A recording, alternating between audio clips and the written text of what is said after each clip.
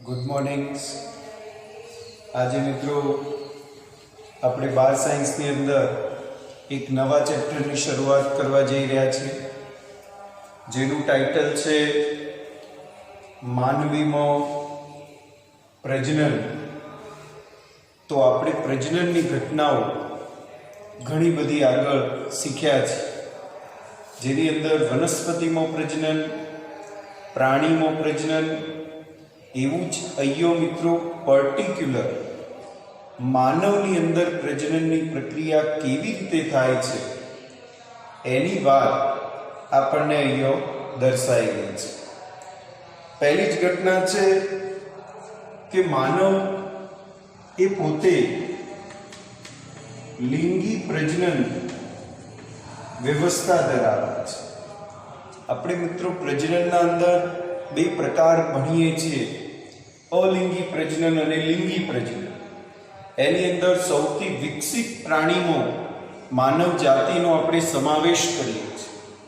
તો વિકસિત પ્રાણી છે તો પ્રજનન પદ્ધતિ પણ સૌથી જટિલ છે એવી લિંગી પ્રજનન પદ્ધતિ પોતે અપનાવે છે। આ સિવાય આપણે બીજા બે પ્રકાર શીખેલા છે, અંડ પ્રસરવી અને અપત્ય પ્રસરવી।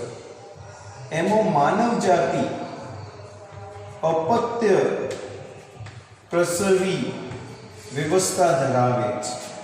અપત્ય પ્રસરવીનો મતલબ છે બચ્ચાને જન્મ આપનાર જે પ્રાણી બચ્ચાને જન્મ આપે એને આપણે અપત્ય પ્રસરવી તરીકે ઓળખીએ છીએ।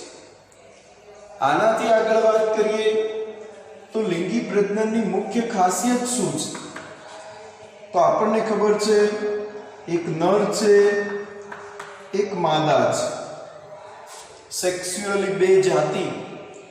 એમાં નર જે છે એ પોતે શુક્રકોષ ઉત્પન્ન કરે છે અને માદા છે તો અંડકોષ ઉત્પન્ન કરે છે, અને આ શુક્રકોષ અંડકોષનું ફલન થાય છે અને એ ફલિત ગર્ભ બનવાની ઘટના। આ ઘટનામાં એ ફલિત જે ગર્ભ છે એને ગર્ભાશયની અંદર સ્થાપન કરો। તો આ એક થિયરી છે જેની અંદર ગર્ભાશયમાં ગર્ભ કેવી રીતે સ્થાપિત થાય ત્યો જ મિત્રો આપણને ગર્ભાશયની અંદર જે એની દિવાલો છે એની ઇન્ટ્રોડક્શન આપેલી છે, સ્થાપન પ્રક્રિયા આપેલી છે, ગર્ભ વિકાસની પ્રક્રિયા દર્શાવેલી છે કે કેવી રીતે ગર્ભ વિકસે છે। આપણે જાણીએ છીએ મિત્રો 9 માસ સુધીનો ગર્ભ એ અંદર કેવી રીતે વિકસશે એના તબક્કાવાર આપણી બુકમાં એનું વર્ણન કરેલું છે। આ સિવાય મિત્રો ગર્ભ વિકાસ પછી બાળકનો જે જન્મ થાય છે એના માટેની ક્રિયા છે પ્રસૂતિ ક્રિયા। તો પ્રસૂતિ ક્રિયાનું પણ વર્ણન આપણને બુકમાં દર્શાવેલું છે કે ભાઈ પ્રસૂતિ કેવી રીતે થશે।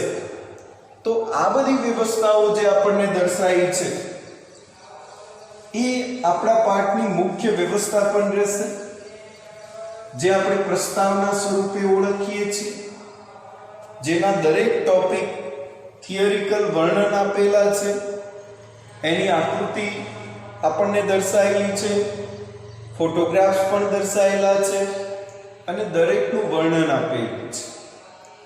અહીંયા મિત્રો એક મેડિકલ સાયન્સ જે હ્યુમન સાયન્સ તરીકે આપણે ઓળખીએ એની શરૂઆત છે। અહીંયા આપણને પહેલી થિયરી એવી આપી છે કે માનો આપણે કીધું કે નર અને માદા, તો નર અને માદામાં પહેલું નર પ્રજનન તંત્ર કેવું હોય તો એનું સરસ ઇન્ટ્રોડક્શન સ્વરૂપે આપણે એક પ્રશ્ન રજૂ કરેલો છે કે નર પ્રજનન તંત્ર તરીકે ઓળખીએ છીએ। નર પ્રજનન તંત્રની અંદર આપણને બે ફોટોગ્રાફ્સ આપેલા છે। અહીંયા તમને દર્શાવેલો એક ફોટોગ્રાફ છે જેમાં એનું ટાઇટલ છે નર પ્રજનન તંત્રની જે નિતંબ પ્રદેશ છે એ નિતંબ પ્રદેશમાં એનો છેદ દર્શાવેલો છે, જ્યારે બીજો ફોટોગ્રાફ આપણને નર પ્રજનન તંત્રની રેખાકૃતિ દર્શાવેલી છે. અહીંયા બે ફોટોગ્રાફ્સમાં મુખ્ય ભેદ એવો છે કે જે છેદ દર્શાવ્યો છે એની લગભગ આકૃતિ ડ્રોઈંગમાં આપણને પૂછાતી નથી, પરંતુ એનું નામ નિર્દેશન પૂછાય છે. અને બીજી આકૃતિ આપણને જે દર્શાવેલી છે જેમાં એને લખેલું છે કે રેખાકૃતિ, તો રેખાકૃતિ આકૃતિ દોરી અને નર પ્રજનન તંત્રના અવયવોનું વર્ણન કરવા માટેની વ્યવસ્થા પણ છે.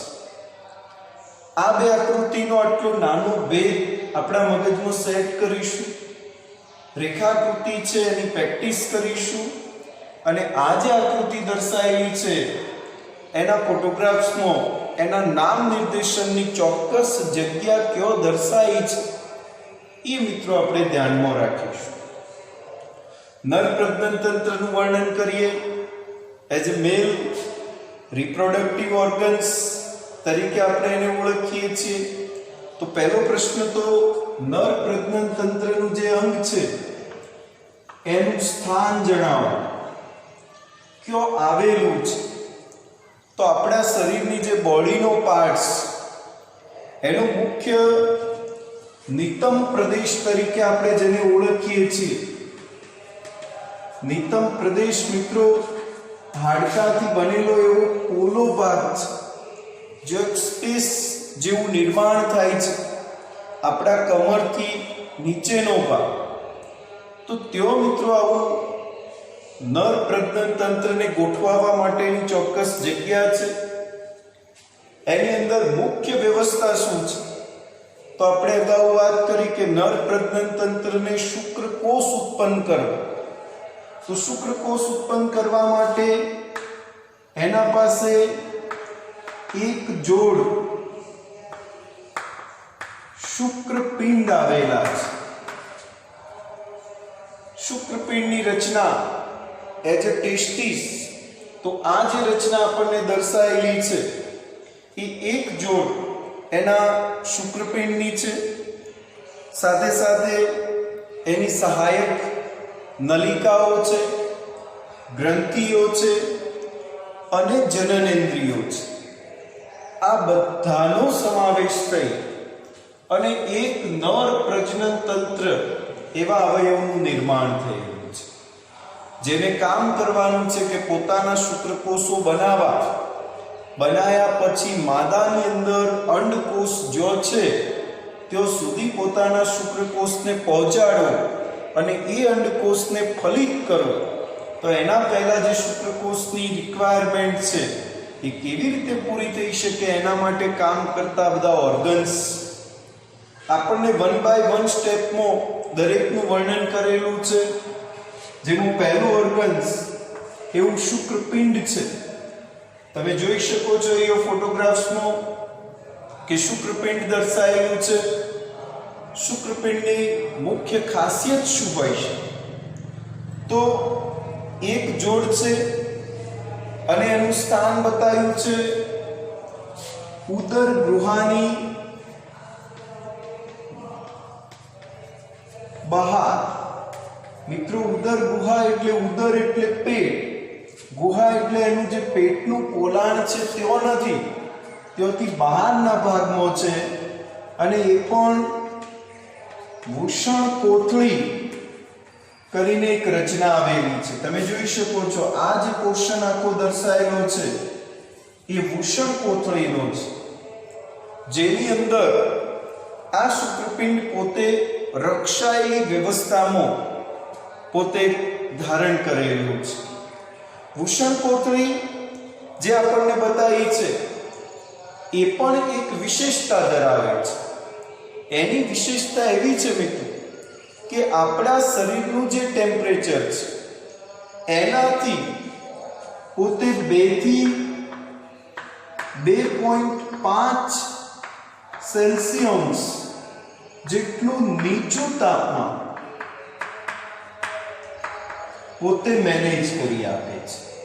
એટલે કે શુક્રપિંડના અંદર રહેલા જે શુક્રકોષ છે એને રક્ષણની વ્યવસ્થા તો આપણું બોડી ટેમ્પરેચર એના કરતો પણ 2 થી 2.5 સેલ્સિયસ જેટલું નીચું તાપમાન જાળવી રાખવાનું કામ વૃષણકોથળીનું છે. મિત્રો, વૃષણકોથળી એ મેદીય પેશીની બનેલી એક રચના છે, જેના કારણે બહારના ટેમ્પરેચર અને બોડીના ટેમ્પરેચર વચ્ચે એક એવો અવકાશ બનાવે છે, જેના કારણે એના અંદરના કોષોનું ટેમ્પરેચર એ પોતે ચોક્કસ રીતે મેન્ટેન કરી શકે છે. આ સિવાય વાત કરીએ શુક્રપિંડની, તો જે અંદર રહેલો આકાર આપણને દર્શાવેલો છે મિત્રો, તો આ ભાગ એ શુક્રપિંડ છે. એ શુક્રપિંડની સાઈઝ દર્શાવેલી છે તો 4 થી 5 સેન્ટીમીટર એની લંબાઈ છે અને 2 થી 3 સેન્ટીમીટર એ એની પહોળાઈ છે. આમ પોતે આટલી લંબાઈ અને પહોળાઈનું કદ ધરાવે છે. જનરલી શુક્રપિંડ જે છે એની અંદર આશરે 250 ખંડો ધરાવે છે. એનો મતલબ કે એક શુક્રપિંડ આવા 250 ખંડની વ્યવસ્થા હશે. ખંડ એટલે આવા નાના નાના અંદર ભાગ રહેલા છે. એ ખંડો જેને શુક્રપિંડીય ખંડિકાઓ એવું નામકરણ આપણી બુકમાં કરેલું છે કે જેટલા ખંડ હોય એને આપણે શુક્રપિંડીય ખંડિકા એવા નામથી આપણે ઓળખીએ છીએ. તો આ મિત્રો ઇન્ટ્રોડક્શન છે, જેમાં આપણને શુક્રપિંડની વાત કરી છે. હવે શુક્રપિંડ કોનાથી રક્ષાયેલું છે? તો વૃષણકોથળીથી. એની અંદર શુક્રપિંડ છે, તો એ શુક્રપિંડમાં ખંડિકાઓ આવેલી છે. એ ખંડિકાઓની અંદર મિત્રો આપણો પ્રશ્ન છે, શુક્રપિંડમાં શુક્રકોષ બનાવવાનો છે. તો એટલા માટે એનો બીજો ઓર્ગન્સ અહીંયા કામ કરવાનો છે, જેનું નામ છે શુક્રોત્પાદક નલિકા.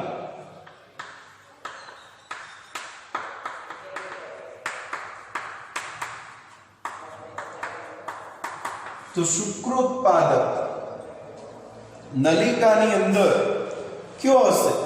તો જે ખંડ દર્શાયા અહીંયા લખેલું છે કે ખંડિકામાં 1 થી 3 જેટલી શુક્રકોષો ઉત્પન્ન કરતી શુક્રોત્પાદક નલિકાઓ આવેલી છે.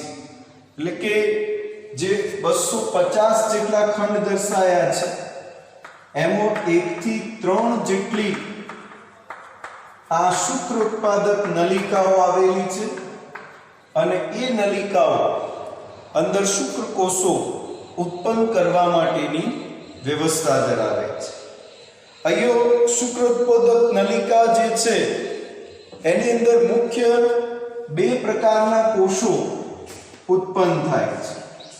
એમાં એક જનન કોષ છે અને બીજો કોષ તો સર્ટોલી કોષ તરીકે ઓળખીએ છીએ.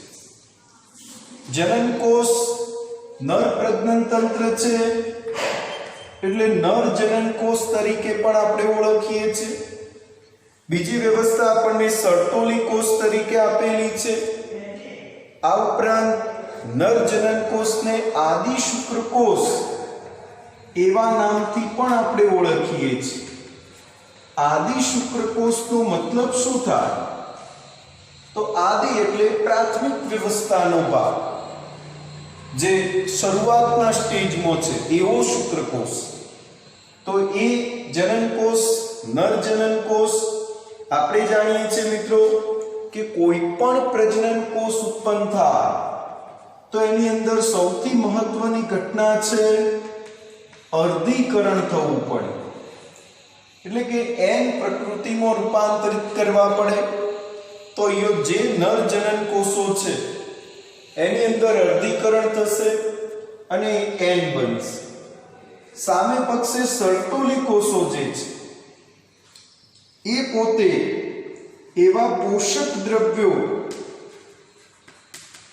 નું નિર્માણ કરશે જેની મદદથી જે નર જનન કોષ છે એને પોષણ પૂરું પાડશે.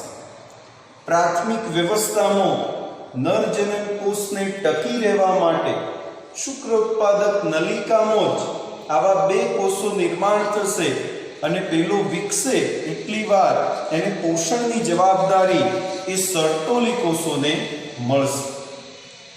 બીજી વ્યવસ્થાની વાત કરી છે કે શુક્ર ઉત્પાદક નલિકા જે શુક્રપિંડમાં છે મિત્રો, માનો કે આ એક શુક્રપિંડ છે તો અંદર આવી શુક્ર ઉત્પાદક નલિકાઓ છે, તો આ બધો ભાગ જે છે તેઓ મિત્રો અવકાશ હશે,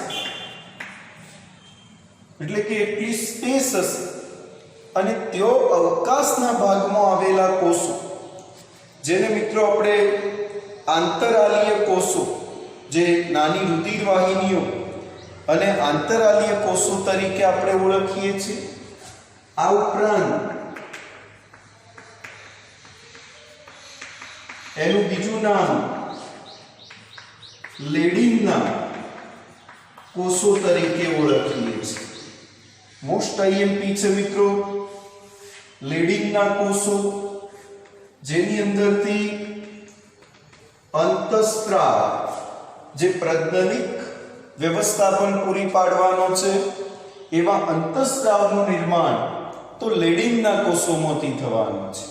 ઘણીવાર આવા પ્રશ્નો પૂછાય છે કે ભાઈ નર પ્રજનન તંત્ર માટેનો અંતઃસ્ત્રાવ તો ટેસ્ટોસ્ટેરોન નામનો અંતઃસ્ત્રાવ છે, તો એ બધા અંતઃસ્ત્રાવોનું નિર્માણ ક્યાંથી થાય છે? તો એમાં આપણને પ્રજનન અંગોમાં આવા લેડિંગના કોષો દર્શાયેલા છે. આંતરાલીય ભાગમાં ગોઠવાયેલા હોવાથી આંતરાલીય કોષ તરીકે પણ આપણે એને ઓળખીએ છીએ અને એ પોતે આવા પ્રજનન તંત્રના ભાગમાં પોતે અંતઃસ્ત્રાવિક વ્યવસ્થાપન પૂરું પાડે છે. શુક્ર ઉત્પાદક નલિકાની વાત કરી મિત્રો, એની અંદર બે પ્રકારના કોષોની વાત કરી. એના પછી અહીં રોગ પ્રતિરક્ષા એનું કાર્ય પણ આ જે કોષોની વ્યવસ્થા છે એમાં અન્ય કોષો પણ એવું કાર્ય પોતે કરતા રહેતા હોય છે. આ સિવાય સહાયક નલિકાઓની વાત કરેલી છે કે આ જે વ્યવસ્થાપન નર પ્રજનન તંત્ર છે એમાં બીજી કેટલીક સહાયક નલિકાઓ આવેલી છે. તમે જો મિત્રો આપણે શું વાત કરીએ છીએ તો શુક્રપિંડની વાત કરીએ છીએ. શુક્રપિંડની અંદર જ શુક્ર ઉત્પાદક નલિકાની વાત કરીએ છીએ. એ શુક્ર ઉત્પાદક નલિકાની ફરતે લેડિંગના કોષોની વાત કરીએ છીએ. એનો મતલબ આપણે એની અંદર જ છીએ, પરંતુ હવે સહાયક નલિકાઓ જેમાં પહેલી વૃષણ જાળ છે. વૃષણ જાળનો ભાગ છે. બીજી વ્યવસ્થા આપણને દર્શાવેલી છે કે શુક્ર વાહિકાઓ. તમે જો શુક્ર વાહિની જે શુક્ર કોષોનું વહન કરવાનું છે એ બધી શુક્ર વાહિકા તરીકે ઓળખાવાની છે. ત્રીજો ભાગ મિત્રો આપણને દર્શાવેલો છે જેમાં અધિભૂષણ નલિકા એવું દર્શાવેલું છે. તો અધિભૂષણ નલિકા તરીકે ઓળખીએ છીએ. અને ચોથો ભાગ આપણને દર્શાવેલો છે કે જેમાં શુક્ર વાહિની જે શુક્ર કોષોનું વહન કરે છે, શુક્ર વાહિની. બરોબર છે મિત્રો? આ બધી રચનાઓ સહાયક નલિકા તરીકે ઓળખીએ છીએ.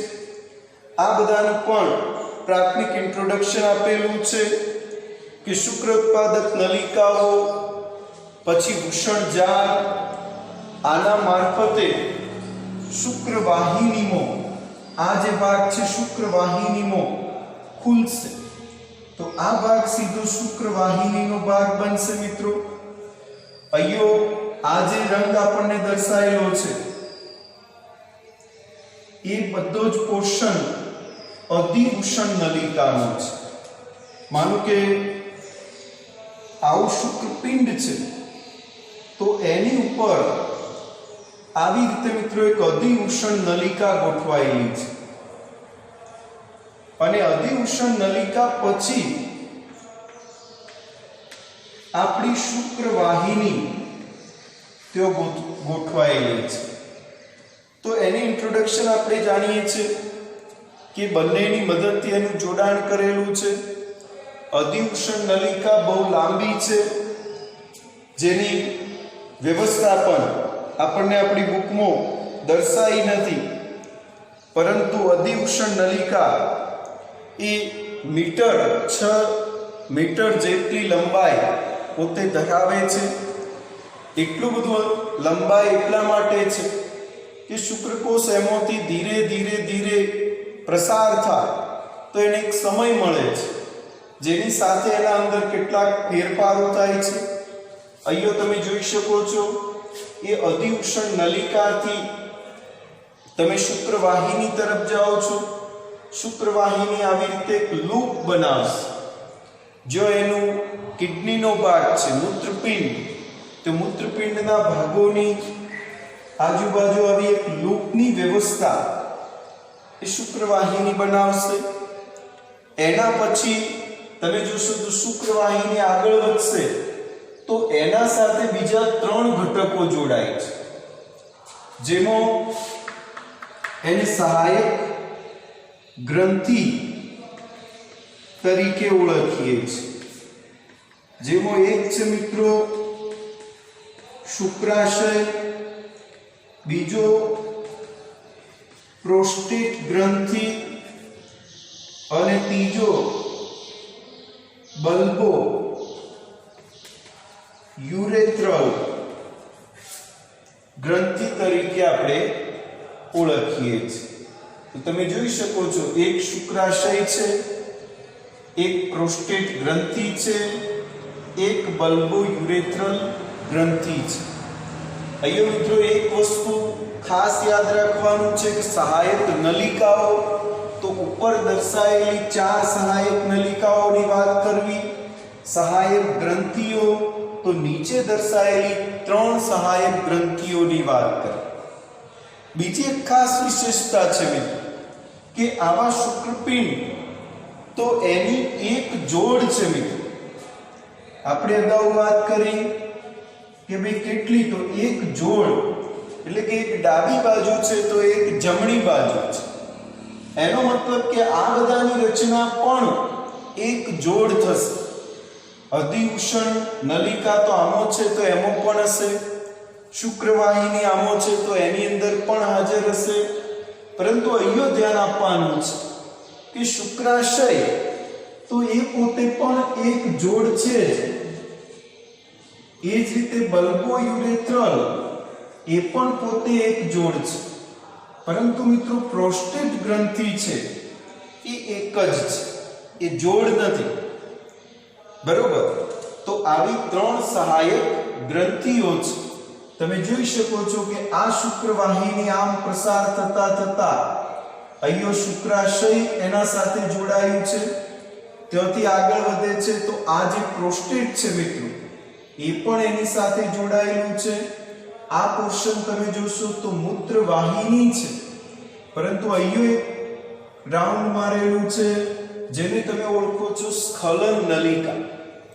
સ્ખલન નલિકા એટલે આ બધા શુક્રકોષો શુક્રાશયની અંદર સંગ્રહાય છે અને પછી એ સ્ખલનની મદદથી સ્ખલન નલિકા જેમાં વીર્ય છે એનું સ્ખલન થાય અને આ નલિકાના માર્ગે પોતે આગળ વધે છે.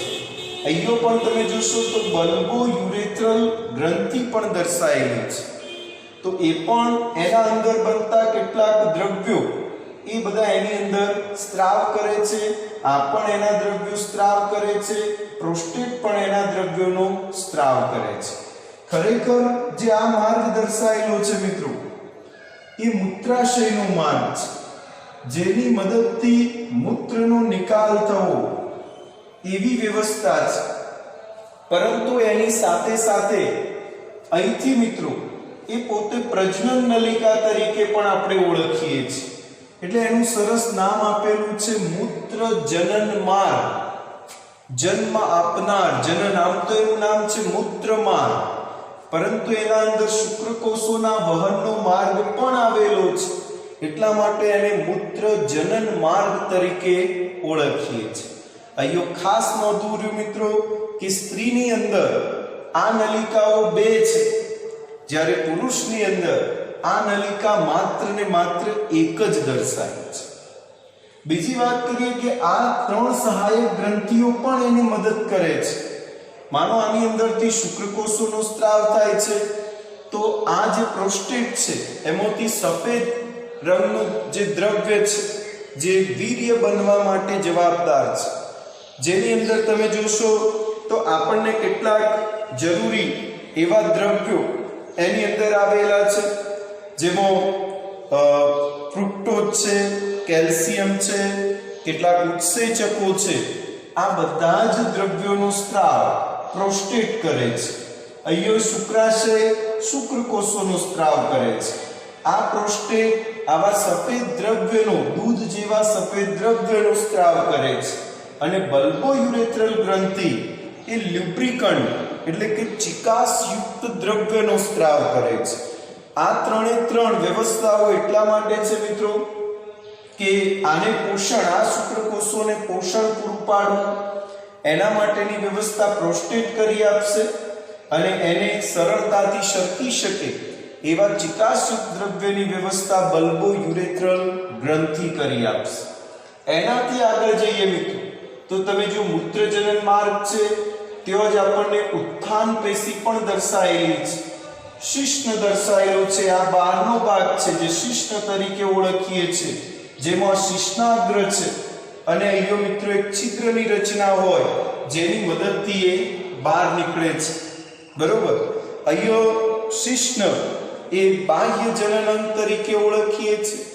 એની અંદર જે વિશિષ્ટ પ્રકારની પેશી છે મિત્રો, એને આપણે ઉત્થાન પેશી તરીકે ઓળખીએ છીએ. ઉત્થાન પેશીની લાક્ષણિકતા જે બાહ્ય અંગ છે એને સીધું કરવા, એને મજબૂત કરવા, એના અંદર જે રુધિર છે એને બ્લોક કરી અને એને જે વ્યવસ્થાપન છે એ પૂરી પાડવા માટેનું કામ ઉત્થાન પેશી કરી આપે છે. તો અહીંયા ચોરસ બ્લોકમાં દર્શાવેલી વ્યવસ્થા એ મિત્રો ઉત્થાન પેશીની છે. આ સિવાય શિશ્નાગ્ર, શિશ્નનો અગ્રભાગ જે પહોળો ફૂલેલો ભાગ છે એને શિશ્નાગ્ર તરીકે ઓળખીએ છીએ. આ ઉપરાંત અગ્ર ત્વચાની રચના છે, જેનાથી એ પોતે રક્ષાયેલું હોય છે. શિથિલ ગળી ત્વચા, એના ઉપર એક આવૃત રચના આપણને જોવા મળે છે. તો આ વ્યવસ્થા મિત્રો નર પ્રજનન તંત્રની પ્રાથમિક ઇન્ટ્રોડક્શન પૂરી પાડેલી છે. બાજુમાં મિત્રો આપણે થોડુંક વર્ણનાત્મક વાતો કરેલી છે. આ ઉપરાંત અહીંયા જે ફોટોગ્રાફ્સમાં દર્શાવેલું છે એ બધા જ ભાગો તમે જોઈ શકો છો, એનું નામ, નિર્દેશન અને એના આધારે એની ક્રિયાવિધિ થતી હોય છે.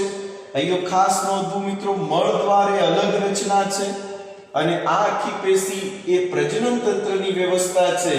આ બધું પાચન તંત્રના ભાગમાં પહોંચે છે. બરોબર. તો અહીંથી આટલો પોર્શન જે દર્શાયો છે એ આપણા પ્રજનન તંત્રની વ્યવસ્થા દર્શાવી છે. અહીં સુધી રાખીશું. સરસ પ્રશ્ન છે, નાના નાના ટુકડા છે, સહાયક ગ્રંથિઓ, સહાયક નલિકાઓ અને એના પ્રજનન તંત્રની આકૃતિ દોરો. આવા બધા પ્રશ્નો આપણને પૂછી શકે છે. શુક્રપિંડ પણ એક પ્રશ્ન છે મિત્રો, જેની અંદર રહેલા કોષો, લેડિંગના કોષો પણ એક ઓબ્જેક્ટિવ પ્રશ્ન છે. તો આ બધા પ્રશ્નો આપણે યાદ રાખીશું. Thank you.